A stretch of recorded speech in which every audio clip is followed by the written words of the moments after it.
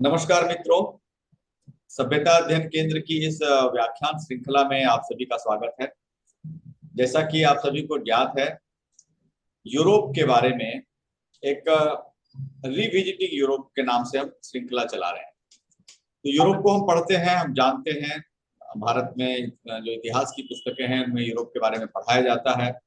हम यह भी जानते हैं यूरोप, बहुत सारे भारत के जो लोग रहे वो भारत यूरोप गए, उन्होंने देखा और उन्होंने कुछ कुछ वहां के बारे में लिखा भी। लेकिन जो बातें यूरोप के बारे में हमें जाननी थी, जो हमें जानना चाहिए, वह नहीं बताया। उसका एक महिमा मंडित चित्र हमारे सामने में प्रस्तुत किया जो उसके यथार्थ से बिल्कुल भिन्न है। तो उसका यथार्थ क्या है, यूरोप का यथार्थ क्या है, यह जानने के लिए हम पिछले 4 व्याख्यानों से प्रयास कर रहे हैं। तो ये जो व्याख्यान चल रहे थे इसमें हमने अभी तक 4 व्याख्यान हुए और उसमें जो पिछला व्याख्यान था उसमें हमने इस विषय को पर चर्चा की थी कि किस प्रकार विक्टोरियन इंग्लैंड, विक्टोरिया कालीन इंग्लैंड की क्या स्थिति थी। तो वहां के जो स्रोत है, वहां के जो लिटरेरी स्रोत है, उसके आधार पर हमने इस पर चर्चा की थी।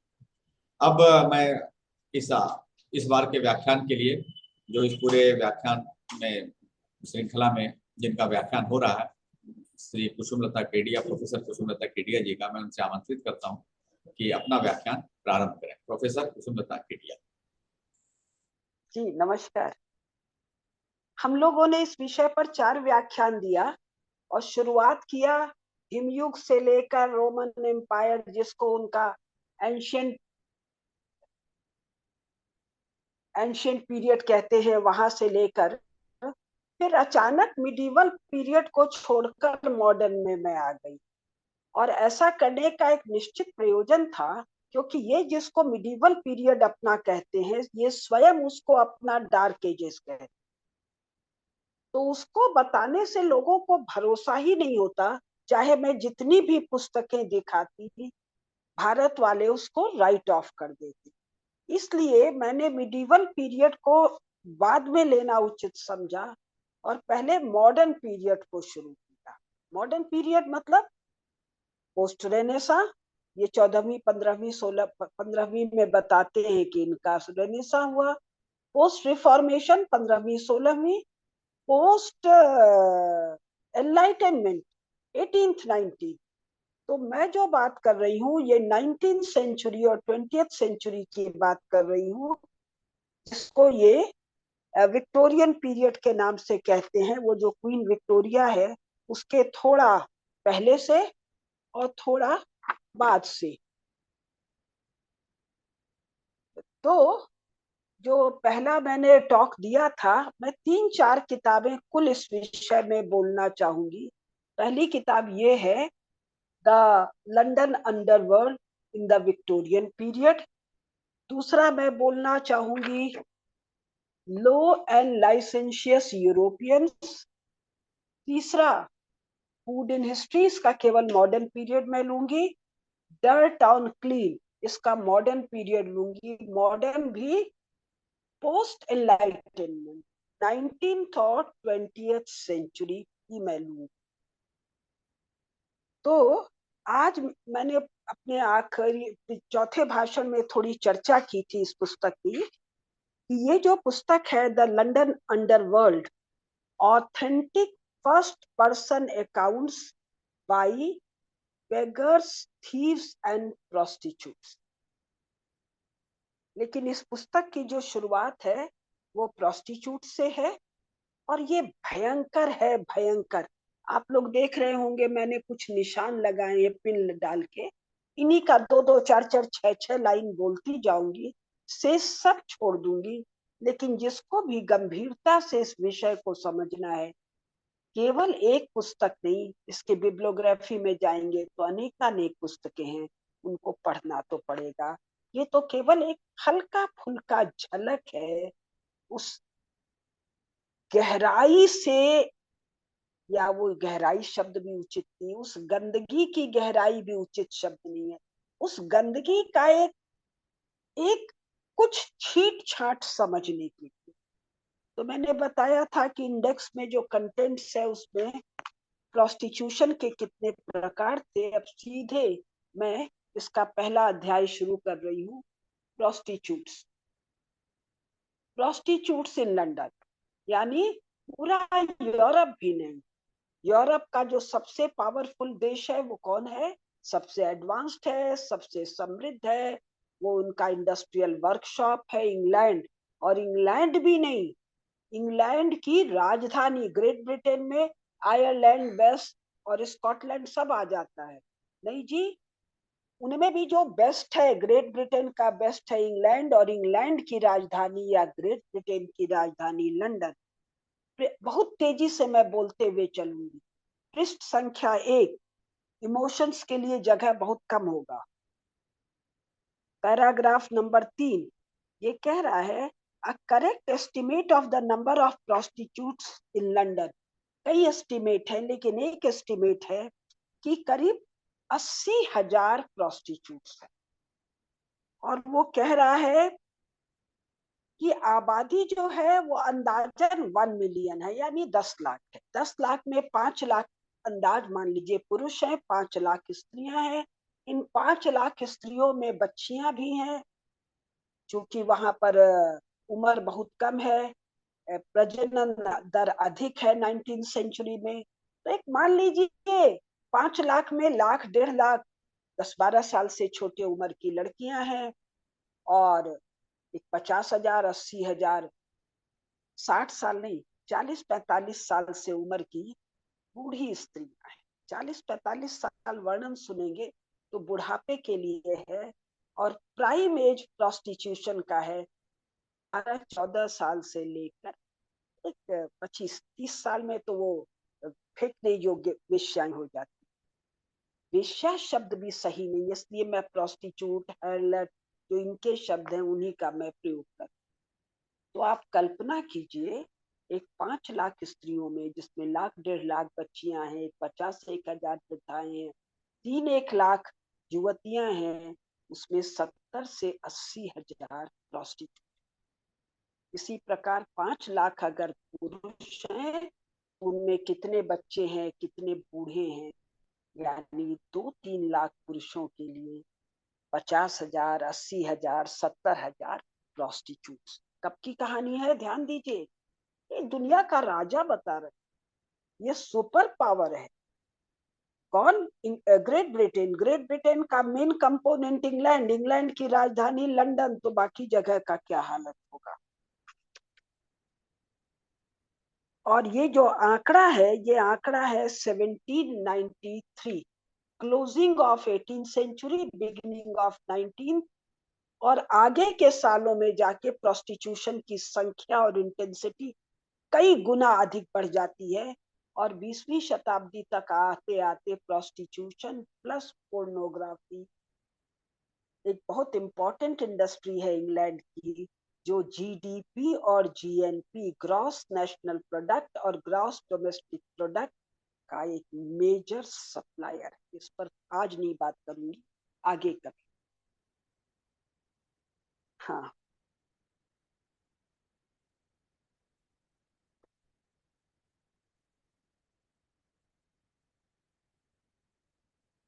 अब इसमें कह रहा है कि मई 1835 में एक सोसाइटी बनाई गई। सोसाइटी का नाम है London society for the protection of young females and prevention of juvenile prostitution.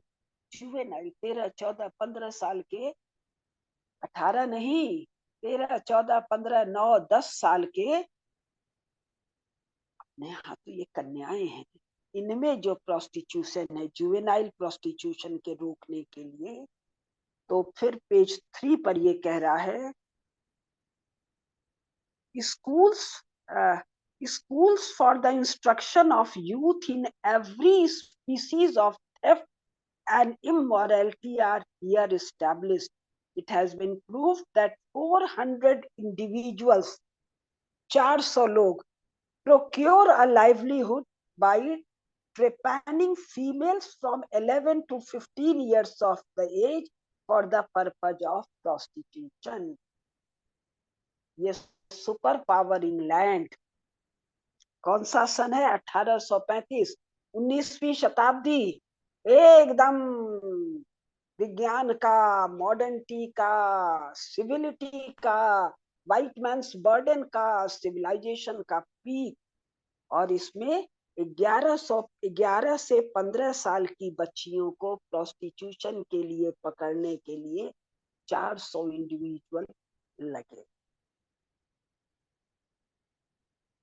Every art is practise, ये थोड़ा सा जल्दी से पढ़ के सुना रही। आर्ट का मतलब सारे धंधे। Every art is practised, every scheme is devised to effect this object, and when an innocent child appears in the street without a protector, अगर एक छोटी बच्ची अकेले सड़क पर जा रही है तो इन निकृष्ट लोगों में से कोई बाउंस करेगा, उसको पकड़ लेगा, एक कोने में ले जाएगा, उसके कपड़े उतार देगा, उसको अपने कुछ कपड़े पहना के घुमाएगा और फिर उसको प्रोस्टिट्यूशन के ब्रॉथेल में ले जाए। She is stripped of the apparel, जो कपड़े पहने हैं उस कपड़े को उतार दिया जाएगा। कहाँ? लंदन, खुले आप मेन सड़क पर। पुलिस है, स्टेट है, चर्च है, लाट साहिब लोग हैं, लॉर्ड लोग हैं, सर लोग हैं, नाइट लोग हैं। इनको सर सर कहते हुए जबान नहीं थकती है मरे हुए भारतीयों की। और कोई लड़की अगर भागने की कोशिश करती है, and should she attempt to escape from the clutches of her seducer, she is threatened with instant punishment. उसको instant punishment मिलता है, and often barbarously treated. बर्बरता से 11 से 15 साल की बच्ची के साथ व्यवहार होता है, और वो कैसी क्रूरता होगी इसका एक झलक आपको मैंने पिछले भाषण में दिया था, आगे के बहुत भाषणों में आएगा कि स्त्रियों के साथ पूरे यूरोप में क्या करते हैं, क्रिश्चियनिटी क्या करती है, इंग्लैंड क्या करता है, ये आगे वर्णन आएगा। इस बारबैरिटी की कोई कल्पना गैर ईसाई समाज कर ही नहीं सकता है जब तक कि उसको वर्णन करके नहीं बताए।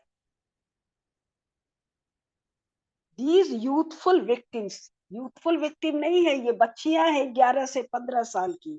These youthful victims imbibe disease within a week or two of their seduction.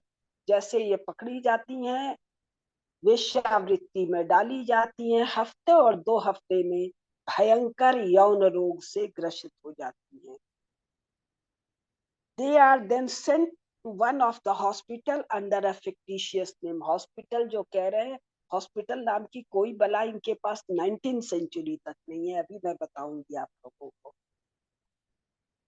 They are then sent to one of the hospitals under a fictitious name by their keepers, or unfeelingly turned into the street to perish, या सड़क पर। कैसा सड़क?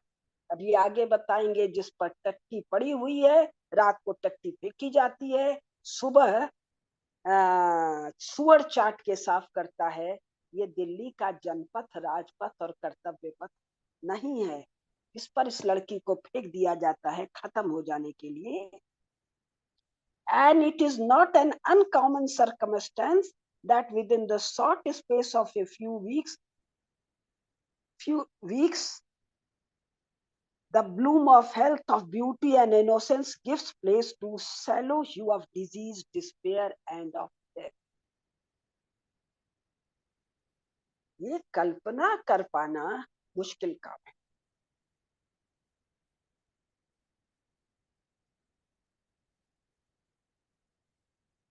फिर उसके आगे detail है, वो डिटेल मैं छोड़ रही हूँ।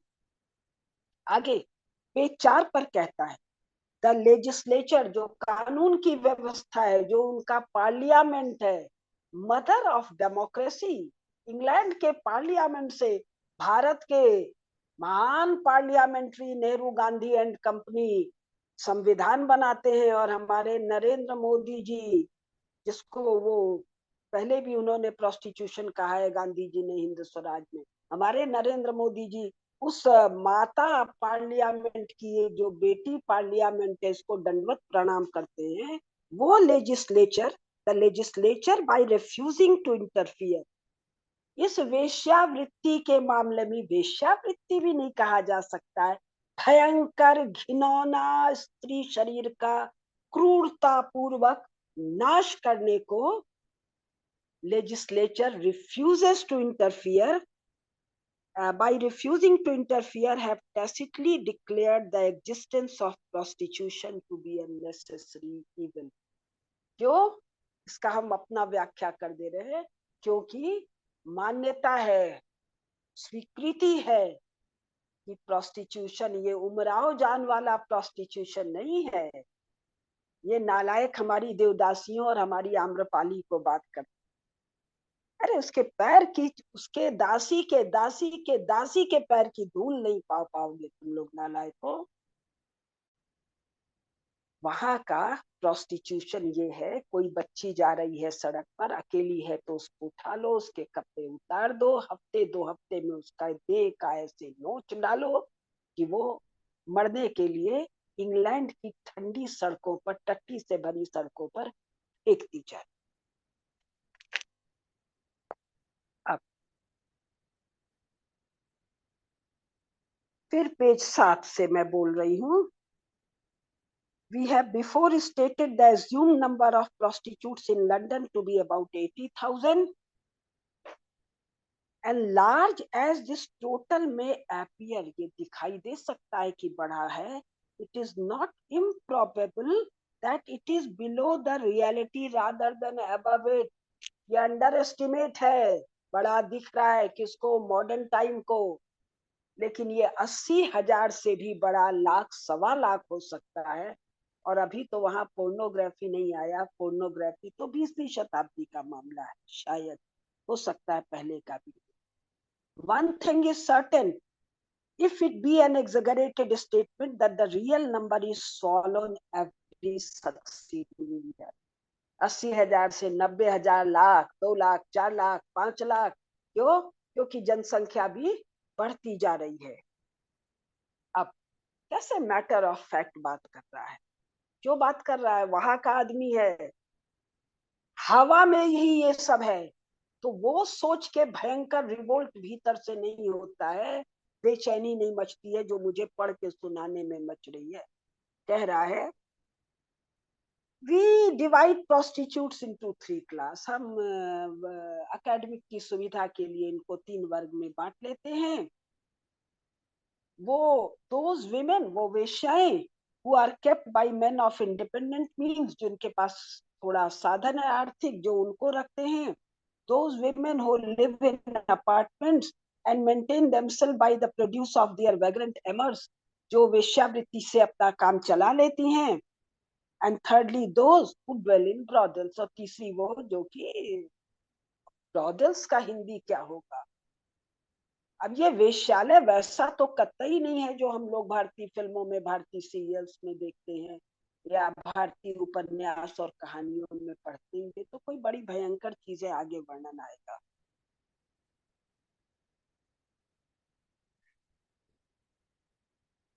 अब आगे एक वर्णन है इंग्लैंड का, एक फ्रेंच वुमन है साहब, केवल इंग्लिश प्रोस्टिट्यूट्स नहीं है, फ्रेंच प्रोस्टिट्यूट भी है, जर्मन प्रोस्टिट्यूट भी है, वेल्स भी है, बेल्जियम की भी है, हॉलैंड की भी है, सब आएगा।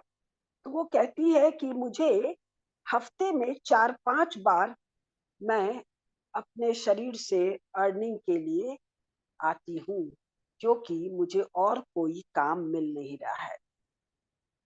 अब पेज 8 पर,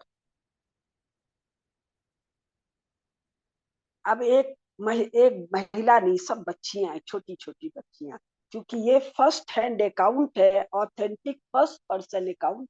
तो एक बच्ची अपनी कहानी बता रही है कि मैं जब 14 साल की थी तो फ्रांस की या किसी देश की बात है, एक अंग्रेज हमारे घर आया, हमारे माता पिता को कहा इस बच्ची को हम इंग्लैंड ले जाते हैं, वहां पर डोमेस्टिक सर्वेंट की बहुत जरूरत है। और मेरे माता पिता सहज तैयार हो गए। क्यों तैयार हो गए? इंग्लैंड यूरोप का 19वीं शताब्दी में सरताज है ना भाई, सबसे अच्छा है। तो फ्रांस का, इटली का, जर्मनी का, जितने देशों का नाम गिन लीजिए, यहाँ की कन्याएं घरेलू नौकर बनने यानी वेश्यावृत्ति का माँ बाप को भी पता है, लाने वाले को भी पता है, बस बच्ची को नहीं पता है। हो सकता है 11-14 साल की बच्ची हो गई है तो उसको भी पता हो। The proposition was entertained by the parents and eagerly embraced by the girl herself. और लड़की भी बड़ी जल्दी राजी होके चली आई है। क्यों? क्योंकि घर पर हालत इससे बहुत भयंकर है। वो हालत क्या है वो हम लोग बाद में करें। और ये वेश्यावृत्ति से घर पर पैसा भेज रही है। अब ये बीच में इतने पन्ने मैंने छोड़ दिए, अब एक आ गई। वेश्याओं का एक प्रकार है सोल्जर्स। कैसे आराम से कह रहे हैं सैनिकों की औरतें, माने वो प्रोस्टिट्यूट्स जो केवल सैनिकों के द्वारा काम आती हैं। अब ये भारतीय फौज के लिए, सेना के लिए, भारतीय नागरिक के लिए असंभव है कल्पना करना। Page 41। The evil effects of the want of some system to regulate prostitution in England is perhaps more shown amongst the army than any other class. Syphilis is very prevalent among soldiers. भयंकर यौन रोग, भारत में इसको फिरंग रोग कहते, क्योंकि ये रोग भारतीय जानते भी नहीं थे, ये केवल फिरंगियों को है। आगे वर्णन आएगा। वो कहता है साहब, इंग्लैंड की राष्ट्रीय अर्थव्यवस्था को सबसे बड़ा ड्रेन किसी चीज से है तो ये सिफिलिस से ग्रस्त तड़पते मरते सड़ते हुए सैनिकों के कारण। ये भाषा और वर्णन भी एकदम जिसको छाती में खून जमा देता है। ये कह रहा है the woman who are patronised by soldiers are as a matter of course were very badly paid. क्यों? सोल्जर के पास ही पैसा नहीं है, जो थोड़ा बहुत कमा के आया प्रोस्टिट्यूशन में गया, लड़की भी नाश हुई, वो भी नाश हुआ और एक भयंकर रोग से पाला पड़ गया। अब सिफिलिस को हिंदी में क्या कहते हैं मैं खोज नहीं पाई। It follows from this state of things that a woman may, or more correctly must be, intimate with several men in one evening. मतलब जो पेमेंट है वो इतना कम है कि उस स्त्री को या बच्ची को एक इवनिंग, एक संध्या में, भाषा है भाई, अपना काम चलाने के लिए अनेक सैनिकों के संपर्क में आना पड़ता। उसके बाद वो लाश बचती है कि मनुष्य बचती है कि क्या बचती है। फिर वो कहता है at the first blush the economist would be apt to imagine that a very large sum of money is lost to the state annually by the inroads of syphilis. राज्य को बड़ी हानि होती है क्योंकि जो सैनिक सिफिलिस रोग से पीड़ित हो जाते हैं फिर वो लड़ने के काम के नहीं रहते हैं। तो आगे कहता है कि नहीं नहीं, ऐसी भी गंभीर बात नहीं है कि हर उस सिफिलिस से पीड़ित सैनिक की तनख्वाह से रोज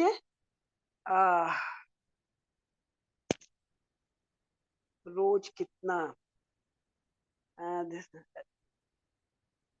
सो दैट उसका जो वेतन है उसका 6 में से 5 हिस्सा वो लोग काट लेते हैं जब तक वो हॉस्पिटल नाम की जगह पर रहता है, और हॉस्पिटल नाम का वहां कोई जगह नहीं। अब ये हॉस्पिटल नहीं है, ये हम आप लोग को बता दें। एक पुस्तक है, पंकज जी देंगे, वो रोथेचाइल्ड वाली। ये अभी मैं आपको पुस्तक दिखा रही हूँ। इस पुस्तक में वर्णन करता है कि दुनिया का सबसे धनी आदमी है, वो धनी आदमी रोथेचाइल्ड स्टेबल पर कोने में सबसे धनी आदमी रोथेचाइल्ड है। वो कहाँ से कहाँ की यात्रा करके जा रहा है, उसके सबसे पीठ के निचले हिस्से में एक कुंसी हो गई है। ये है पुस्तक the wealth and poverty of nation. ये किताब छपी है 1998 में। और इस पुस्तक का जो शुरुआत है, इंट्रोडक्शन है, वो यहाँ है। वो कह रहा है, इन जून 1836, 19th सेंचुरी में, Nathan Rothschild left London for Frankfurt. अभी जर्मनी तो बना ही नहीं है, जर्मनी तो 1870 में बनेगा। तो रोसेचाइल्ड दुनिया का शायद probably the richest man in the world, दुनिया का जो सबसे धनी आदमी है। इसकी उम्र है 59 ईयर ओल्ड, 60 साल से कम है। When he left London, he was suffering from an inflammation on his lower back toward the base of his spine. नीचे गुदा में उसको एक फुंसी हुई है, एक बॉयल हुआ है। इस बॉयल को, एक नन्ही सी फुंसी को ठीक करने के लिए लंदन से डॉक्टर आता है, लंदन का डॉक्टर फेल हो जाता है, फिर जर्मनी से सर्जन आता है, जर्मनी से सर्जन जो आता है वो भी फेल हो जाता है। और ये रोसेचाइल्ड महोदय, दुनिया के सबसे धनी आदमी, 1814 में एक फुड़िया का इलाज, गुदा में फुड़िया का इलाज न कराने के कारण मर जाते हैं। और फिर अगले पेज पर ये कह रहा है, for a long time the great killer was gastrointestinal infection transmitted from waste to hand to food to digestive tract. अब इसको जरा समझाना पड़ेगा, बड़ा साफ साफ कह रहा है, लेकिन भारतीय बुद्धि इसको ग्रहण नहीं कर पा रही। ये कह रहा है कि सबसे बड़ा जो रोग है वो गैस्ट्रो इंटेस्टाइनल डिजीज, जो कि वेस्ट से, यानी कि टट्टी से हाथ में आता है, हाथ की अंगुलियों में आता है, हाथ की अंगुलियों से भोजन में आता है, भोजन से मतलब मुंह से डाइजेस्टिव सिस्टम में आता है, और डाइजेस्टिव सिस्टम में से गैस्ट्रोइंटेस्टाइन डिजीज होती है। किसका वर्णन कर रहे हो भाई? ये वर्णन कर रहे हो दुनिया के सबसे धनी आदमी 1836 में नाथन या नेटान रोसेचाइल्ड का। और फिर कह रहा है, and this unseen but deadly enemy, ये दिखाई नहीं दे रहा है क्या? टट्टी से नाखून में आना, हाथ से, वेस्ट कह रहा है उसको। वेस्ट तो हम लोग सोचेंगे पता नहीं कूड़ा करकट कहाँ से आ गया। हाथ में आने का मतलब धोते तो है नहीं, वर्णन आगे आएगा।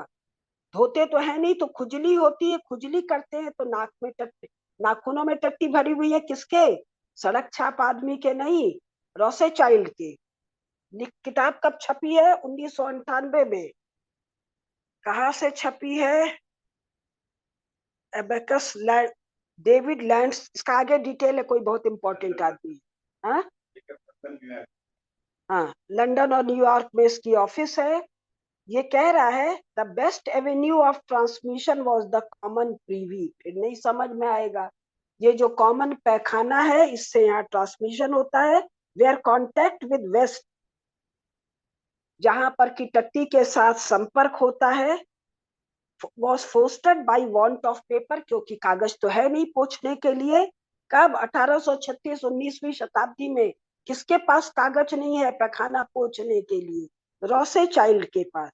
For cleaning and lack of washable underclothing, और धो दिया जाए ऐसा अंडरवियर नहीं है किसके पास? दुनिया के सबसे धनी आदमी, महान बैंकर रोसेचाइल्ड के पास नहीं है। फिर कहता है, हु लिव्स इन अनवॉश्ड वुलेन्स, जो लोग बिना धुले हुए ऊनी कपड़ों में रहते। बिना धुले हुए का तात्पर्य संदर्भ क्या है? टट्टी, टट्टी और टट्टी। Who lives in unwashed woolens and woolens do not wash well, और वुलेन की धुलाई अच्छी नहीं होती है। ये आजकल वाला कॉट्स वूल नहीं है, 1836 का वूल है जो रोसेचाइल्ड महोदय पहने हुए हैं। तो कह रहा, who lives in unwashed woollens and woollens do not wash well will itch and scratch. तो वहां खुजली आएगी, खुजली आएगी तो खुजलाएंगे। सो हैंड्स वर डर्टी, साफ साफ कह रहा है, इसलिए हाथ, हाथ नहीं नाखून गंदे हैं। काहे से गंदे हैं? टट्टी से गंदे हैं। And the great mistake was failure to wash before eating, और जो बड़ी असफलता है वो असफलता क्या है? भोजन के पहले हाथ नहीं धोना। कौन सा हाथ नहीं धोना? टट्टी वाला हाथ नहीं धोना। कौन महान व्यक्ति? रोसेचाइल्ड। तो अब इसमें भी बड़ा सारा वर्णन अभी आएगा। एक अच्छा धीरे धीरे करें, सब एक साथ करने से गड़बड़ होगा। हाँ, तो वो कह रहा है कि ये हालत किसकी है, दुनिया के सबसे धनी आदमी की। कहाँ पर है, लंदन से जर्मनी जा रहा है, कोई शादी वादी का मामला है। 1836, उसी 19वीं शताब्दी की कहानी, विक्टोरियन एरा की कहानी मैं सुना रही हूँ। जब उसकी ये हालत है तो बाकी सिफिलिस का रोगी या कोनो रोगी या कोई भी मनुष्य न धोता है न पोंछता है, टट्टी के हाथ से खाता है, छूता है, हर काम टट्टी के हाथ से है। और भारत में जो आते हैं लॉर्ड महोदय, नाइट महोदय, वायसराय महोदय, गवर्नर जनरल महोदय, सबकी कथा रोसे चाइल्ड वाली ही कथा है। इन्हीं को जो लोग अपना माई बाप समझते हैं उनको उसी प्रकार प्रणाम, जैसे तुलसीदास जी रामचरितमानस का आरंभ करने में खल वंदना करते हैं कि भाई मुझसे दूर रहना, तुम प्रसन्न रहना। तो वो कह रहा है, हाँ, अब फिर एक कोटेशन है, from the statistical reports on the sickness, mortality and invaliding among the troops in the United Kingdom, the Mediterranean, the British America, presented to Parliament some years ago, bracket में 1839, it would appear that syphilis is a fatal enemy to British soldier. Bharat जो ये Britain के सैनिक सब आ रहे हैं, ये सब ये सिफिलिस वाला मामला है। मैं महाभारत पर भाषण दे रही हूँ जम्बू द्वीप में। देवर्षि नारद, जो हम लोग फिल्म में देखते हैं दिन भर नारायण नारायण करते हैं, श्री हरि के अनन्य भक्त। कल मैं देख रही थी उज्जैन में महाकाल लोक का लोकार्पण, हर शब्द था, अध्यात्म था, संस्कृति था, सब था, धर्म शब्द नहीं था। 4 पुरुषार्थ भारत में, धर्म अर्थ काम मोक्ष। धर्म शब्द एब्सेंट है, धर्म शब्द एब्सेंट है, अनुपस्थित है। ये पब्लिक स्पेस में जितने भी वार्तालाप होगा, डिबेट होगा, भाषण होगा, वहां अध्यात्म होगा, संस्कृति होगा, धर्म शब्द लुप्त है, मजहब है, रिलीजन है। अरे तुम लोगों को ऐसा कौन सा धक्का लग गया, कौन सा सूंघनी सूंघा दिया कि धर्म शब्द उच्चारण करने में तुम्हारी जबान लटपटा जाती है। तो देवर्षि नारद धर्म प्राण युधिष्ठिर को धर्म दंड की स्थापना के लिए, राजदंड की स्थापना में सैनिकों के वेतन, सैनिकों के व्यवहार का जो वर्णन करते हैं वो सुनने योग्य है। और ये कब की कथा है, 19th सेंचुरी। क्यों? क्योंकि धर्म नहीं है, रिलीजन है, जबरदस्त क्रिश्चियनिटी है। तो ये कह रहे हैं कि 181 per 1000 और about 1 man in 5 appear to have been attacked. Army में 20% सैनिक सिफिलिस का अटैक से हैं। फिर 43 पर क्या भाषा है, द वुमन, कौन सी वुमन, 11 से 15 साल की लड़की, 18, 20, 24, 26 में तो खत्म हो जाएगी। The prostitute, the harlot was nothing better than a paid murderess. Murderous कातिल, हत्यारन है, जिसको हत्या करने के लिए पेमेंट हो रहा है। ये भाषा भाई यही लोग इस्तेमाल कर सकते। अब एक और बड़ा विचित्र सा शब्द है, पेज इसी पुस्तक का पेज 43, डॉली मॉप्स।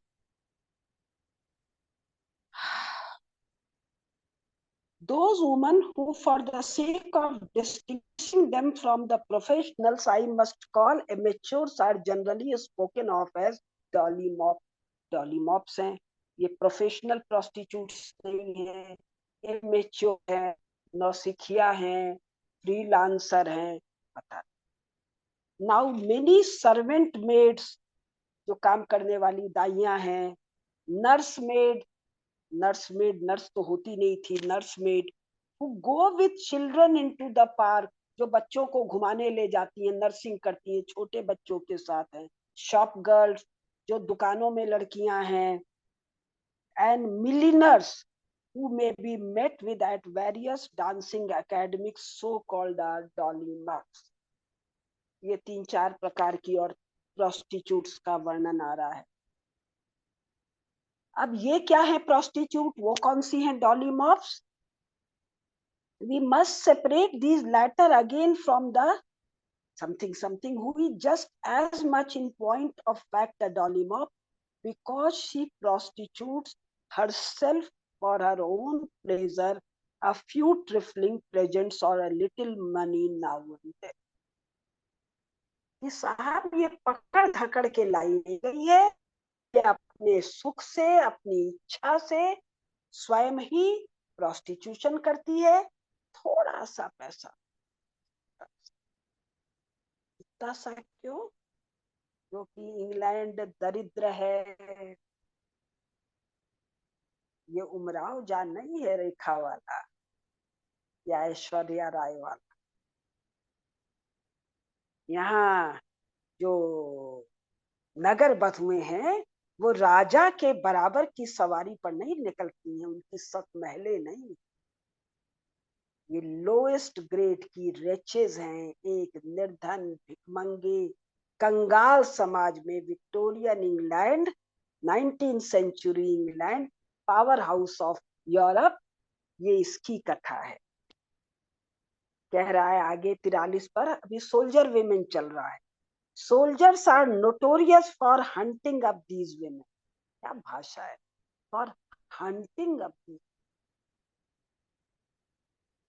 हाँ, अब इन महिलाओं की बात सुनिए। A red coat is all powerful with this class। ये जो डॉली मॉप है इसके लिए लाल कोट वाला सिपाही महत्वपूर्ण है। Who prefer a soldier to a servant। ये जो डॉली मॉप्स हैं शौकिया प्रोस्टिट्यूशन करती हैं, इनको नौकरों की तुलना में सैनिक ठीक लगते हैं। अब पेज 44, आई हर्ड, जो इंटरव्यू ले रहा है वो कह रहा है, I heard that some of the privates in the Blues and the Brigade of Guards often form very reprehensible connection with women of property, tradesmen's wives and even ladies who supplied them with money। लीजिए साहब, अब कुछ सैनिक और guard हैं जो so called धनी घर की स्त्रियों से संबंध रखते हैं। धनी घर की स्त्रियां अपने शौक के लिए प्रोस्टिट्यूशन कर रही हैं, वो इन सैनिकों को ही थोड़ा पैसा। Victorian England, page 44। And behave with the greatest generosity to them, only stipulating for the preservation of secrecy in their influence। वो इनके साथ बड़ा सुंदर व्यवहार कर रही है, इस अपेक्षा में ये सोल्जर लोग बाहर जाके लेडी लोगों का, एक जेंटलमैन है, एक लेडी है, लेडीज, तो लेडीज लोग सैनिकों को रुपया भी देती हैं, बहुत अच्छा व्यवहार करती हैं। यही लेडी लोग जवाहरलाल नेहरू की बड़ी प्रिय हैं। अभी तो नेपोलियन जोसेफाइन वाली कहानी हम सुनाए, अभी आएगा पूरा वर्णन जब ये किताब हम आप लोग को बताएंगे कि वो कहते हैं केवल हाथ मुंह मत धो, कुछ और भी धोना है। अब इसके बाद एक वर्णन है थीव्स विमेन, यानी चोरों के साथ की वेश्याएं। अब इसको यहीं छोड़ दे रहे हैं हम, पेज 47 से 57 तक। फिर है अगला पार्क विमेन और those who frequent the parks at night and other retired places. वो वेश्याएं जो पार्कों में जिनसे भेंट होती है, इनको भी छोड़ देते हैं। अब एक साहब एक पूरा अध्याय है पेज 62 पर, द डिपेंडेंट्स ऑफ प्रोस्टिट्यूशन। अब इकोनॉमिक्स की किताब है, पूरी इकोनॉमिक्स, जीएनपी जीडीपी का वर्णन हो रहा है। स्टेट लेजिस्लेचर इन पर कोई कानून नहीं बना रहा है, क्योंकि इससे जीडीपी जीएनपी की प्राप्ति हो रही है। तो कह रहा है this is a very numerous class and includes bawds और दोज हु कीप ब्रॉथल्स, जो वेश्यालय रखते हैं, the followers of dress lodgers, keepers of accommodation, house procuresses, pimps and panders, fancy men and bullies. अब इनका वर्णन चलेगा बड़ा बड़ा लंबा, पेज 62 से पेज 76 तक मैं छोड़ रही हूँ। वेश्याओं पर इतने लोग निर्भर हैं, उनकी आमदनी से जीएनपी जीडीपी बढ़ रहा है। कहाँ का?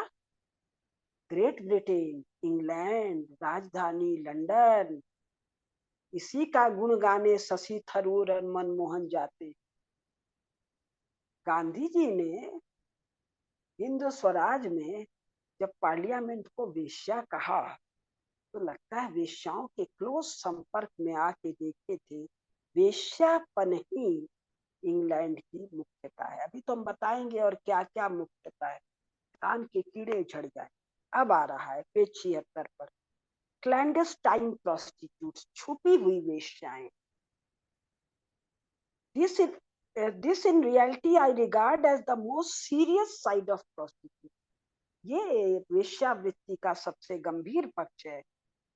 This more clearly stamps the character of the nation.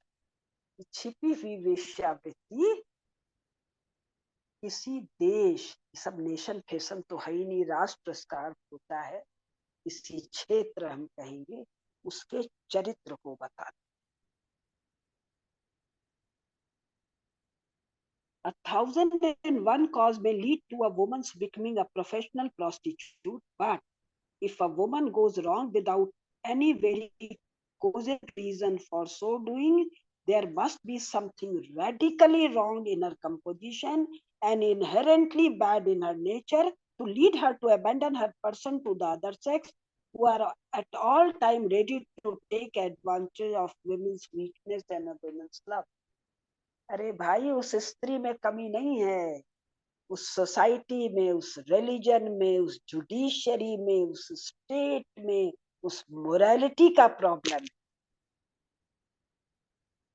फिर पेज 77 पर एक वर्णन है फीमेल ऑपरेटिव्स।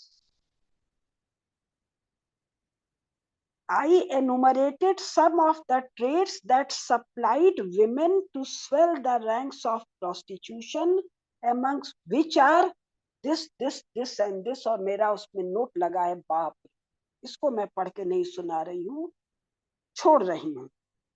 अब ये क्लैंडस्टाइन में पेज 77 पर एक फर्स्ट हैंड अकाउंट है, इंटरव्यू कर रहा है। इंटरव्यू वाली लड़की कह रही है, जब मैं 12 साल की थी तब से मैं प्रिंटिंग ऑफिस में काम करती थी। 12 साल की, 19th सेंचुरी में। हमारे यहाँ 12 साल की बच्ची दादा की गोदी में खेल। तो कह रही है मैं काफी कमा लेती थी, लेकिन मेरे खर्चे कुछ ज्यादा थे, तो अपने उन बाकी छोटे मोटे फैंसी खर्चों को पूरा करने के लिए मैंने I am out now with the avowed intention of picking up the man. इसका हिंदी करना मेरे भी वश का नहीं है। मुझे पंकज जी कहते हैं आप तो कुछ भी कह दे। अच्छा, इसको छोड़ रहे, मतलब मैं निकली हूँ सड़क पर, किसी को पकड़ूंगी।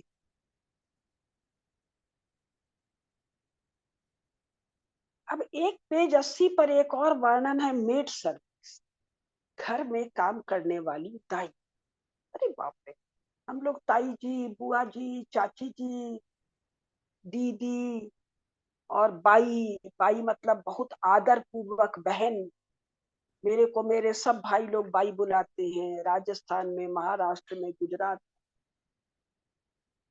तो यहाँ वो भी वेश्या है, made service. Female servants are far from being a virtuous class. यहाँ तो साहब घर की वो काम वाली के ऊपर पूरा घर छूट जाता है। हम लोग उनके हाथों में पले हैं भाई, सारी नैतिकता उन लोगों से मिल जाती है। ये क्या कह रहा है? Female servants are far from being a virtuous class. सब वेश्याएं हैं। पेज 80 से पढ़ा मैंने, उसका विस्तार छोड़ रहे हैं। अब एक और क्लास है पेज 83 पर, कोहैबिटेंट प्रोस्टिट्यूट। अब इसका अर्थ बताने का कलेजा नहीं है। पेज 84 पर, narrative of a gay woman at the West End of metropolis. इसका पूरा इंटरव्यू है, वो भी बताने का कलेजा नहीं है, छोड़ रही हूँ। अब 103 पर ये थोड़ा बताने का मन है, ट्रैफिक इन फॉरेन वुमन। तो कह रहा है, one of the most disgraceful, horrible and revolting practices not even eclipsed by the slave trade carried on by the Europeans is the importation of girls into England from foreign countries to swell the ranks of prostitution. England के अंग्रेज लोग कहाँ कहाँ से लाते हैं? Belgium से लाते हैं, France से, स्पेन से, इटली से, बेल्जियम से और बाकी जगहों से। स्त्रियां नहीं, वुमन, औरतें लाते हैं इंग्लैंड में प्रोस्टिट्यूशन के लिए, और अंग्रेज औरतों को ले जाते हैं इन देशों में वेश्या। कब? 19th century. रेनेसा हो गया, रिफॉर्मेशन हो गया, इनलाइटनमेंट हो गया, मदर ऑफ डेमोक्रेसी हो गई, दुनिया में राज्य हो गया। अंग्रेज औरत जाएगी वेश्यावृत्ति करने के लिए। आगे मैं बताऊंगी कि अंग्रेज औरतें जब भारत आती हैं तो ये गोरों को भगाती, जो यहाँ पर गोरे, और ये भारतीय पुरुषों के साथ जाती हैं क्योंकि वो उनको बहुत आदर के साथ, बहुत कोमलता के साथ, स्नेह के साथ और बहुत अधिक अकल्पनीय धन देते हैं। ये मैं बताऊंगी जब मैं इस पुस्तक से बताऊंगी तब। अभी ये तो जरा इंग्लैंड की कथा चलेगी। It is asserted that women are imported from Belgium, page 103. As this traffic is clandestine, छिपा हुआ है, and conducted with the greatest caution, it is impossible to form any correct idea of its extent. Bharat में कोई कल्पना कर सकता है? Civilising mission पर ये लोग चले हुए थे, यही सिविलाइजिंग ये करेंगे। यही शब्द सभ्यता और संस्कृति मेरे नरेंद्र के भी जिह्वा पर है। मेरा जो राजा है, मेरा जो राजपुरुष है, वो धर्म शब्द का उच्चारण नहीं करता।